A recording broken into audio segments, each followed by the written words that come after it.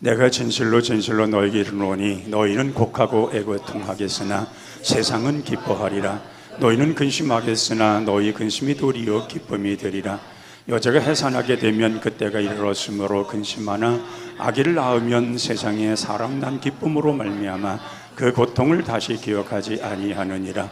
지금은 너희가 근심하나 내가 다시 너희를 보리니 너희 마음이 기쁠 것이요 너희 기쁨을 빼앗을 자가 없으리라. 아멘. 여러분들이 갖고 있는 모든 근심, 오늘 말씀을 들으시고 그 모든 것들을 날리시기를 바랍니다. 우리가 살아가면서 염려, 근심 없는 사람은 없을 겁니다. 근심의 원인이 무엇일까 생각해 보면은 소유에 대한 불안입니다. 내가 무언가를 가져야 되고 소유해야 되고 만족해야 되는데 이것들이 안 되어지면 우리는 불안적 요소를 갖게 되고 그것으로 심히 매우 근심하게 되는 것을 보게 됩니다. 또 시간에 대한 불안입니다. 우리 시간이라고 하는 것은 모든 것이 정해 있지는 않습니다.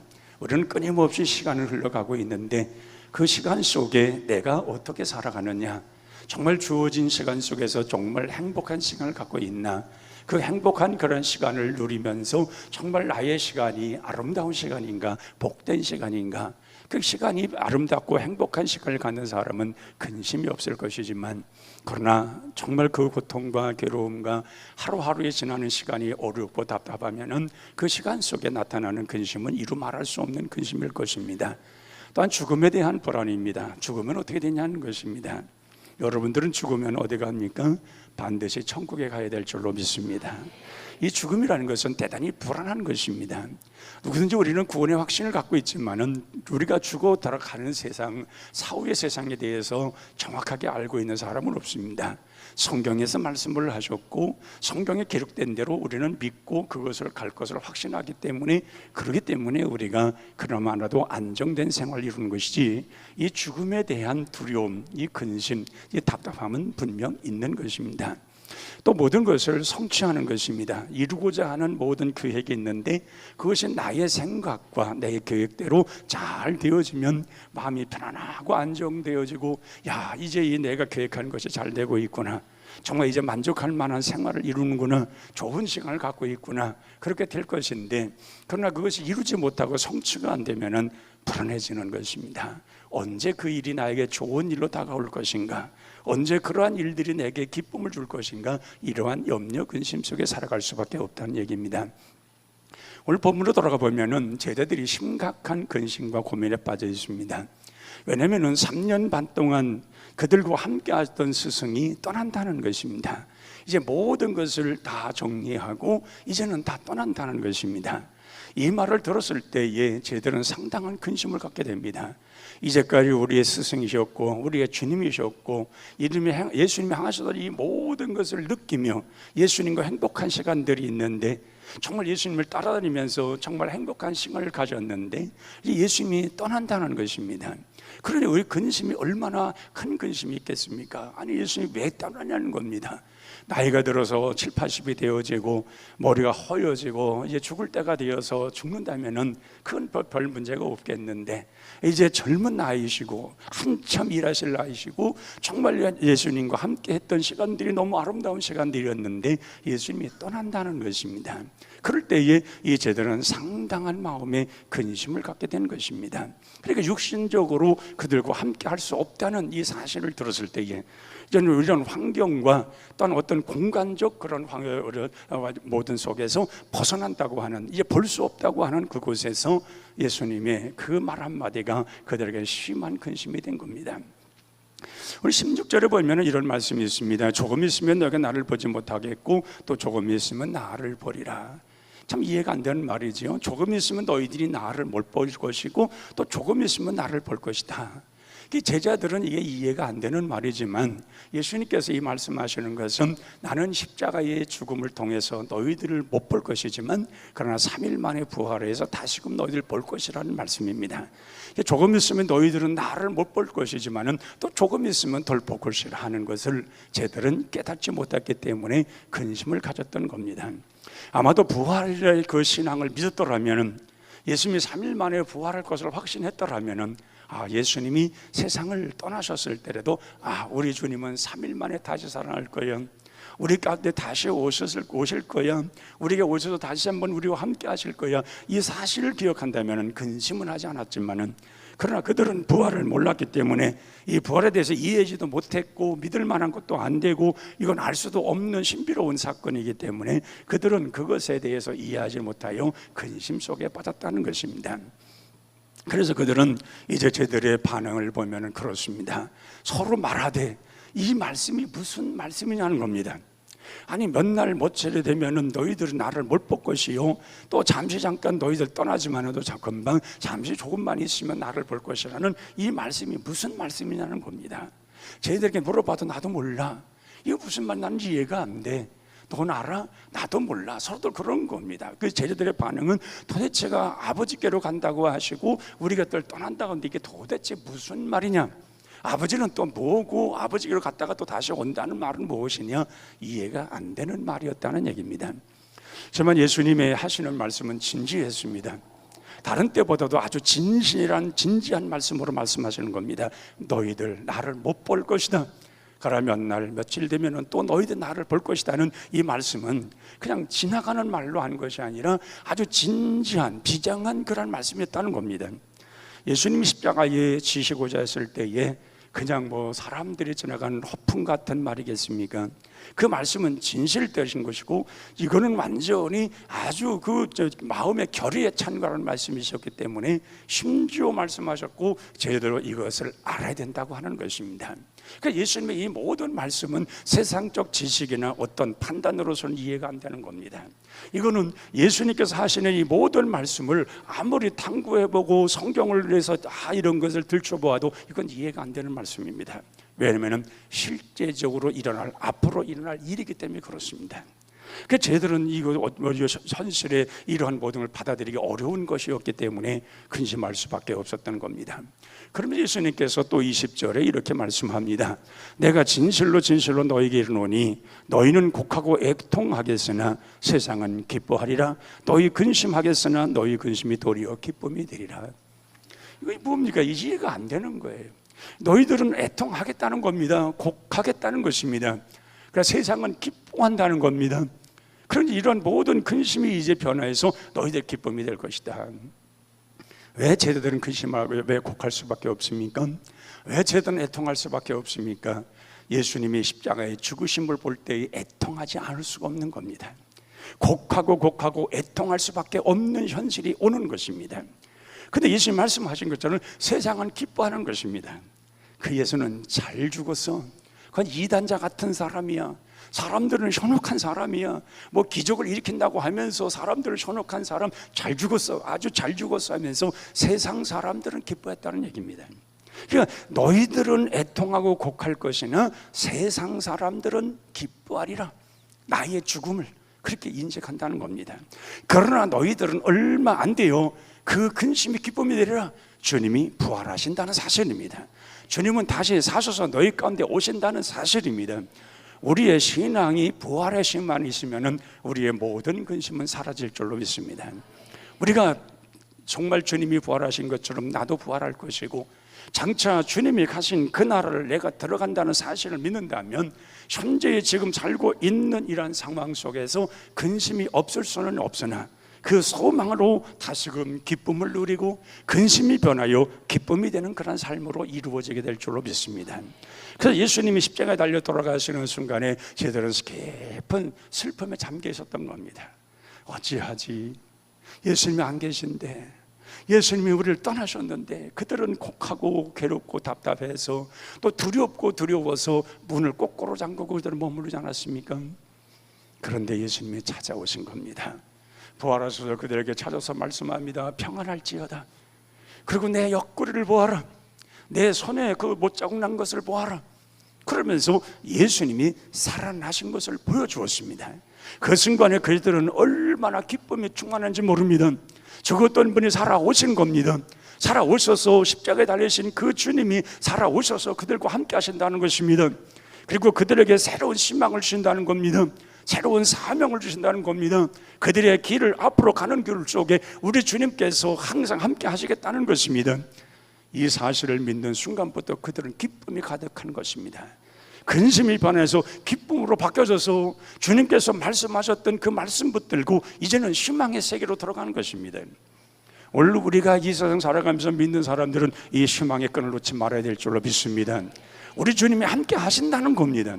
그 어려운 환경 속에도, 힘들고 고난 속에서도 우리 주님은 나를 붙들고 계시다는 것입니다.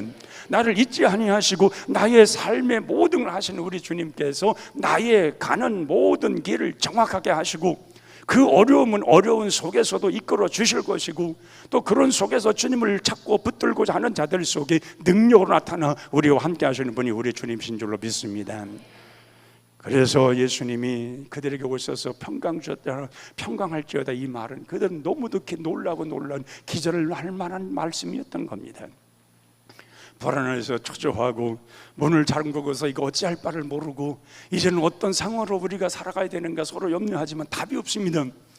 예전까지는 예수님이 함께 하셨기 때문에 자기들의 삶의 모든 처던을 버리고 주님을 따르며 주님과 함께 했던 그런 행복한 시간 되었는데, 예수님이 떠나버렸을 때에 그들은 얼마나 상심되었으며 얼마나 큰 근심이 있겠나 그 말입니다. 근데 예수님이 다시금 오셔서 살아 계신 걸 보여주셨고 함께 하신다고 했을 때에 그들은 여태까지 가졌던 모든 근심, 정말 모든 마음속에 답답함과 눌렸던 그런 무거운 짐들이 그 순간에 다 사라진 것입니다.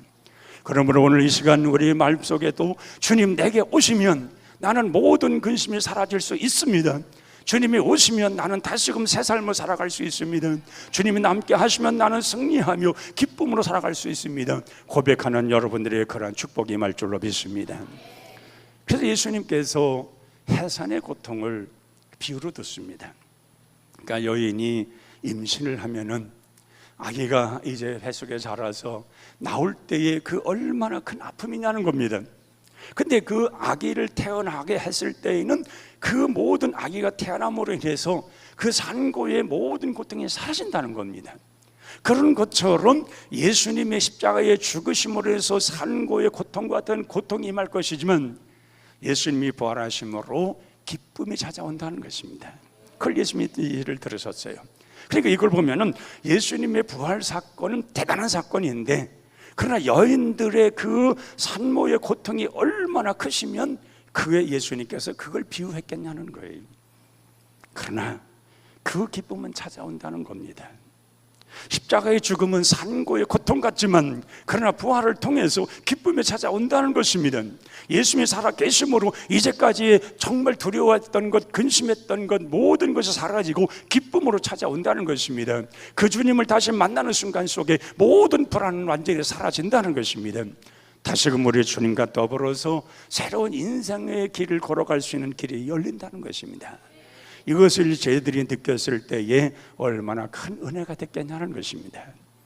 사랑하는 성도 여러분, 그렇기 때문에 정말 예수님께서 말씀하시는 하늘의 밀알이 땅에 떨어져 그대로 있으면 그대로 썩지 않고 있으면 그대로 있거니와 썩으면 많은 열매를 맺는 일을 하는, 예수님 땅에 오셔서 죽으셔야만이 우리 인생에서 하는, 예수님 땅에 오셔서 이 죽음을 통해서 우리 인생의 문제를 해결해 주시는 이 은혜가 있어야 많은 열매를 맺고 기쁨과 정말 하나님이 주시는 그 하늘의 기쁨을 누릴 수 있는 은혜가 있는 것처럼 주님의 죽음은 곧 우리를 위한, 주님의 부활은 우리에게 새로운 소망을 주시는 그러한 부활이요 십자가의 죽음이신 줄로 믿습니다. 그래서 이 신앙을 믿는 사람은 견디는 겁니다. 인내하는 것입니다. 때가 이를 때까지, 하나님의 역사가 있을 때까지 기다리는 것입니다. 인내하며 가는 것입니다. 주님은 반드시 나의 인생의 줄을 붙드시고 나의 시간을 붙드시며 정말 나와 함께 하시는 그 주님은 나를 놓치냐고 끝까지 지켜준다는 확신을 갖고 살아갈 때에 우리 인생은 그 안에서 진정한 평안을 누리는 겁니다. 그래서 모든 근심이 사라지는 것입니다. 요한복음 3장 16절에 말씀합니다. 하나님이 세상을 이처럼 사랑하사 독생자를 주셨으니 이는 그를 믿는 자마다 멸망치 않고 영생을 얻게 하심이라. 우리 모두에게 이런 기쁨을 주시는 것입니다. 하나님이 세상을 사랑하셨기 때문에 예수님을 보내주셨다고 그랬습니다. 그 주님이 오심으로 해서 우리는 정말 모든 하나님의 시간이 열리는 것입니다. 구원의 시간이 열리고 영생의 시간이 열리는 것입니다. 그러므로 이렇게 우리 주님이 우리에게 향한 이런 집중적인 관심, 으로 하여금 구원받아서 하나님의 영생을 이루며 하나님 나라의 사람들로 살게 하시는 이 깊은 관심의 세계, 이것이 우리에게 주어진 것을 느낀다면 우리는 근심이 변하여 기쁨이 되어야 될 줄로 믿습니다. 우리는 종종 보면 하나님은 나를 버리신 것 같아, 나는 세상에 그냥 나를 버려놓으신 것 같아, 나는 왜 이렇게 안 돼, 왜 이렇게 답답해, 정말 밥을 먹어도 기쁨도 없고 무언가 즐거운 무엇을 보아도 기쁘지도 않고 그냥 늘 절망 속에, 낙담 속에 정말 행복이라는 기쁨을 이미 찾아볼 수도 없는 나의 모습은 왜 이렇게 됐는가, 그렇게 말할 수도 있을 겁니다. 그거는 그 중심 속에 하나님이 안 계셔서 그렇습니다. 하나님이 계시면 그럴 수가 없는 것입니다. 그래서 요한일서 5장 1절에 뭐라고 말씀하십니까? 예수 그리스도심을 믿는 자마다 하나님께로 난 자라고 그랬습니다. 하나님이 우리를 영으로 낳았으면 우리 아버지 되신 하나님이 함께 하시기 때문에 우리는 기쁠 수밖에 없는 것입니다. 모든 어려움에서도 벗어나게 하시는 것입니다. 나를 절망 가운데 빠뜨리신 하나님이 아니라 오히려 절망 속에도 함께 하신 하나님이시고 사랑으로 우리와 늘 품어주시며 우리와 동행하시는 분이 우리 하나님이신 줄로 믿습니다. 이 신앙이 있기 때문에 우리는 주님을 기억하는 것입니다. 왜? 주님은 나를 위해서 십자가에 죽으셨고 나를 위해서 부활하셨고 그리고 우리로 하여금 기쁨이 충만하도록 그렇게 하셨습니다. 그래서 너희들은 지금 잠시 잠깐은 근심할 수 있으나 너희들 얼마나 기쁨을 얻으리라. 우리가 현재 당하는 현실이 어떤 근심이고 두려움이 있을 수 있으나 주님의 은혜로 주님을 만나고 주님이 함께 하심으로 우리는 기쁨을 금방 되찾게 될 줄로 믿습니다. 그래서 저희들의 모습에 근심을 보았을 때에 예수님 그랬을 거예요. 아유, 너희들 얼마 있으면 기쁨 충만할 텐데, 내가 다시금 살아와서 너희들과 함께 할 것인데 너희들 기쁨이 충만해서 어쩔 줄 몰라 할 텐데, 그걸 아시는 주님은 근심하지 말아라, 나를 믿으니 하나님을 믿으라, 그리고 내가 십자가에 전령 죽었다 할지라도 그건 죄로 인하여 너희들이 죄로 인해서 죽는 것이고 너희들의 모든 죄를 사하기 위해서 나는 3일 만에 부활할 것이라는 이 확증적 그런 신앙, 그런 확증적인 그런 가르침이 저희들 가슴 속에 주님의 부활과 더불어 나타나게 된 줄로 믿습니다. 그래서 우리 주님 말씀합니다. 너희들에게 들어온 이 기쁨을 그렇기 때문에 누구도 빼앗을 수 없다는 겁니다.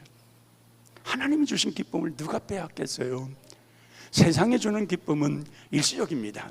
상대적입니다. 잠시 잠깐 있다가 그냥 쑥 빠져나가는 기쁨입니다. 근데 하나님이 주시는 기쁨은 누구도 빼앗을 수가 없는 거예요. 그 하나님의 절대적이고 하나님의 절대적인 주권 속에서 우리에게 기쁨을 주시기 때문에 그 기쁨을 누구도 빼앗을 수가 없는 거예요. 여러분, 이 부활의 기쁨을 누가 빼앗아갈 수 있습니까? 주님이 살아나셔서 우리와 함께 하시고 세상 끝날까지 함께 하신다고 하셨는데, 우리 주님께서 우리를 돌보시고 우리와 함께 하신다고 했는데 이 기쁨을 누가 빼앗을 수가 있습니까? 이거는 사탄이도 아무리 강력해도 그걸 할 수가 없는 겁니다. 왜? 주님이 나를 에워싸기 때문에 그렇습니다. 주님의 능력이 나와 함께하는 한은 결코 우리에게서 그 어떤 슬픔을, 어떤 기쁨을 빼앗을 수 없는 겁니다. 정말 모든 내 속에 있는 근심은 다 사라질지언정 그 기쁨은 내게서 빼앗을 자가 아무것도 없는 것입니다. 하나님의 그 절대적인 주권이 나를 이끌어 가시고 그 절대적인 주권이 나로 하여금 그렇게 온전한 사람으로 만들어 놓았기 때문에 그렇습니다. 그래서 사도 바울은 이 모든 것을 보면서 담대하라고 말씀합니다. 견실하여 흔들리지 말고 더 주의 일에 힘쓰는 자들이라고 말합니다. 여러분, 그래서 우리 주님이 나와 함께 하신 사실을 믿는 사람들은 신앙이 흔들리지 않았습니다. 죽음에 이를지라도 흔들리지 않았습니다. 생명의 위협을 당하는 그 자리에서도 그 하나님을 찬양하며 노래하며 주님을 영화롭게 했습니다. 왜? 그 주님이 나와 함께 하신다는 사실을 알았기 때문에. 이 구약의 다윗은 일찍이 하나님이 함께 하신다는 사실을 믿었을 때 뭐라고 말했습니까? 하나님이 나와 함께 하시니 내게 부족함이 없으로다, 내 잔이 넘치나이다. 이 다윗의 그 기쁜 마음을 어디서 얻었겠습니까? 하나님이 그에게 주신 은혜가 있었던 겁니다. 함께 하신다는 사실을 믿었기 때문에 그렇습니다. 그는 맹수의 위협을 당하고 골짜기를 들어가면서 강도의 구르를 건너가야 되는 그런 어려움도 있었습니다. 근데 하나님은 여지없이 그런 상황에도 다윗을 지켜주신 겁니다. 보호하신 겁니다. 그리고 자기 가는 길에 모든 길을 편하게 가게 하신 것입니다. 그리고 원수들이 보는 가운데서 상을 차려주시고 정말 기쁨으로 그에게 함께 하시니 내 잔이 넘치나이다 하며 다윗은 기뻐했던 것입니다. 다윗이 그랬다면 그리스도 안에서 우리 살아간다면 우리는 더 기뻐해야 될 줄로 믿습니다. 정말 주님이 내주하셔서 우리와 지금도 함께 하시고 나와 동행하시고 나에게 영원한 기쁨을 불어넣어 주신 그 하나님, 어떤 절망 속에도 빠지지 않도록 모든 근심 속에서 벗어나라고 우리를 바람을 넣어주신 하나님, 그 하나님이 우리와 함께 하실 때에 어떤 조건이랑 어떤 건 따지지 아니하시고 무조건적으로 사랑하시고 무조건적으로 함께 하시고 무조건적으로 나와 이끌어 주신다는 그 사실을 믿는다면 우리 마음속에 근심할 이유가 뭐 있겠냐는 것입니다. 그래서 은혜 받은 시편 4편 7절에서 이렇게 말합니다. 주께서 마음에 두신 큰 기쁨은 어떤 포도주나 곡식보다 더하다고 그랬습니다. 여러분, 우리가 못 먹고 헐벗었을 때에 먹을 것이 있고 정말 우리가 갈증을 느낄 때 포도주 마신다는 것이 얼마나 행복합니까? 그런데 하나님이 두신 기쁨은 그것보다 더하다고 그랬습니다. 이게 신앙이요 믿음인 줄로 믿습니다. 정말 신앙이요 믿음을 가진 사람들은 정말 내가 먹고 마신 것 이것으로 즐거운 것이 아니라 하나님을 아는 것, 하나님을 믿는 것, 하나님에서 구원받은 것, 하나님으로 인하여 내가 영생을 얻은 것, 이것이 더 큰 기쁨이요 축복인 줄로 믿습니다. 이 신앙을 가졌기 때문에 그래서 정말 다윗은 그런 기쁨의 노래를 할 수가 있었고, 오늘날 우리의 신앙을 믿음을 가진 우리 사람들도 이런 신앙이 있기 때문에 누가 나를 에워쌀 것이며 누가 어떤 환난에도 나를 넘어뜨릴 것이며 누가 어떤 칼로 나를 위협할 것이며 어떤 것에라도 나는 굴하지 않을 것이다. 우리 주님이 나와 함께 하시기에 아무리 에워싸도 나는 쌓이지 않을 것이고 환난을 당해도 근심 중에도 기뻐할 것이고, 그리고 어떤 상황 어떤 환경이 내게 찾아온다 할지라도 예수 그리스도로 말미암아 넉넉히 이기리라. 이 신앙이 바로 우리의 신앙이 될 줄로 믿습니다. 그래서 이 부활의 신앙을 가진 사람은 죽음을 이긴 것입니다. 가장 큰 은혜가 바로 죽음을 이기는 은혜입니다. 사도 바울은 그렇게 말하지 않습니까? 사망아, 죽음아, 내가 쏘는 것이 뭐냐? 나는 예수 그리스도의 그 부활의 능력으로 넉넉히 이기니라 말씀합니다. 여러분, 아무리 죽음의 화살이 달려온다 할지라도 죽음을 우리가 정말 죽음을 끊임없이 우리의 에워싸고 어두운 영들이 우리를 에워싼다 할지라도 우리는 예수 그리스도로 인하여서 당당하게 이기는 것입니다. 죽음을 이긴 주님께서 나를 붙들고 계시기 때문에 그렇습니다. 그러므로 죽음을 이기는 은혜가 가장 큰 은혜인 줄로 믿습니다. 그래서 이것이 해결된 사람들은 항상 주의 일을 더 힘써가는 것입니다. 내가 주를 위해 살아야지, 내가 사는 이 모든 것이 결론으로 하늘나라 갔을 때 상급을 받을 일인데, 주님은 이 땅에 우리가 행한 걸 다 소홀히 여기신 하나님이 아닙니다. 주님의 나라에 갔을 때에 다 모든 걸 상급으로 이어주시는 주님이십니다. 그리고 우리에게 하늘의 소망을 두고 가지라는 것입니다. 소망이 없는 사람은요 답답한 거예요.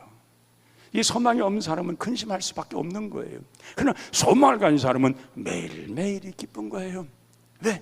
그 주님의 나라가 내게 점점 다가오기 때문에. 그러나 이 소망이 없는 사람은 주님의 나라가 다가오는 것이 두려운 거예요. 그 나라 갈 확신도 없는 거예요.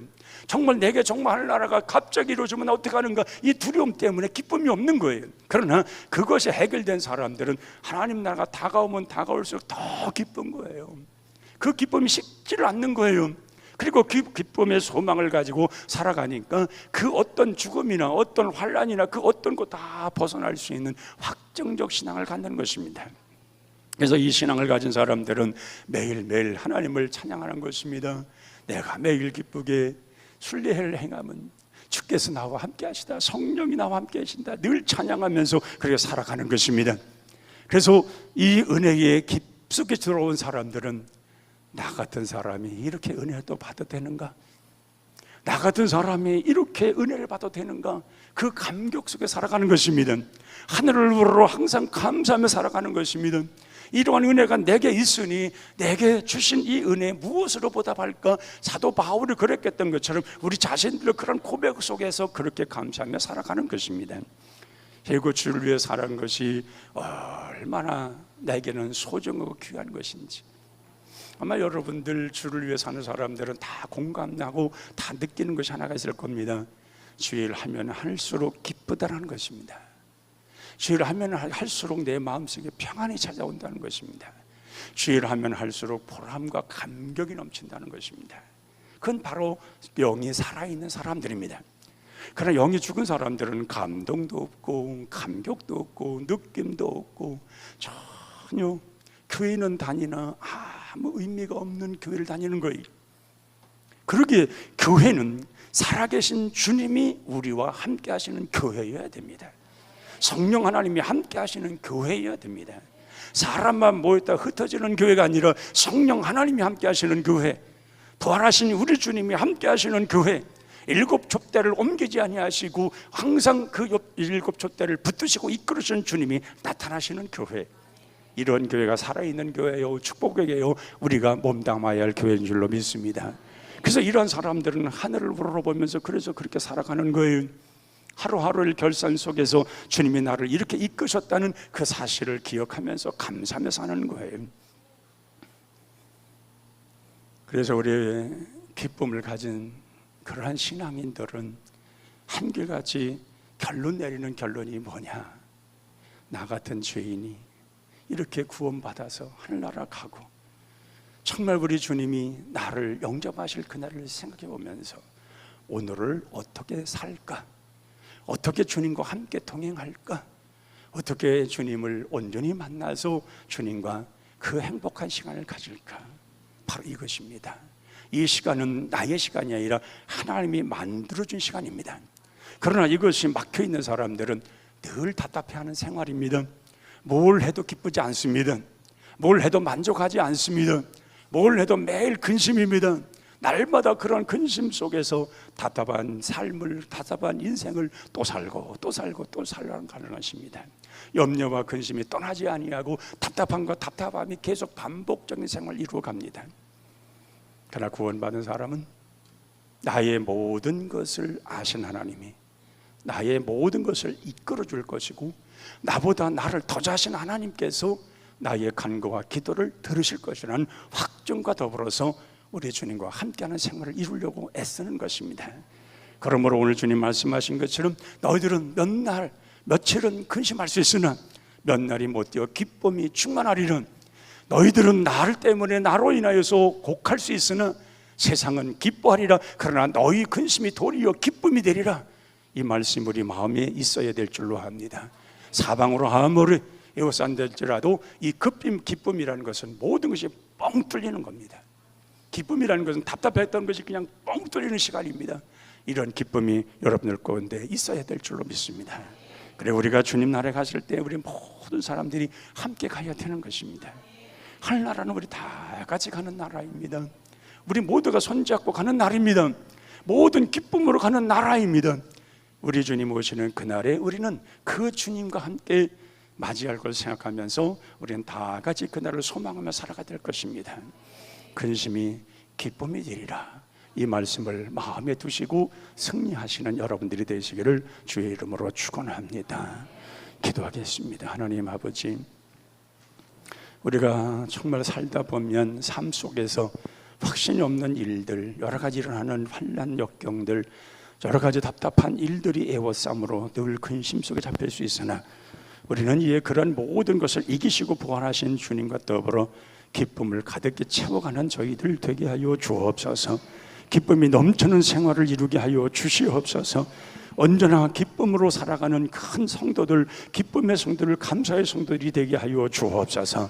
그래서 우리는 언제나 우리 주님 성령 하나님께서 나와 함께 하시고 나의 삶 중심에 오셔서 나를 지금도 붙드시고 이끄신다는 이 확증적 신앙, 부활의 신앙을 가지고 주님과 함께 기쁨으로 살 것이라는 확증적 신앙, 바로 이러한 신앙 가지고 매일매일 감사하며 살아가는 성도들이 되게 하여 주옵소서. 그래서 마음속에는 모든 무거운 짐 떨쳐버리게 도와주시고 우리 주님으로 새 역사, 새 길을 걸어가는 복 있는 성도들이 다 되게 하여 주옵소서.